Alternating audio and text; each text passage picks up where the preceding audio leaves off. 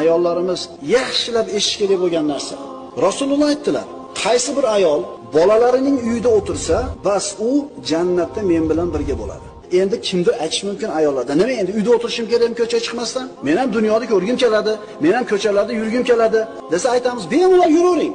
Bemalol yuravering, ko'chalarda gezing. Yana kimlargadir o'xshamoqchi bo'lsangiz, o'shalarga o'xshab yuring.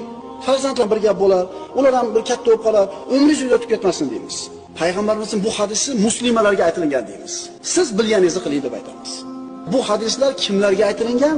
Musulmon opa-singillarimizga aytgan. Qolganlar bilganini qilaversin. Qaysi bir ayol kishi ona bo'lgan bo'lsa, farzandlarini tarbiyasini chiroyli qilsa, kiyim-kechagi ovqatini chiroyli qilsa, farzandlarini xizmatida qoyim bo'lsa, bu ayolning maqomi, makonati oliy bo'ladi.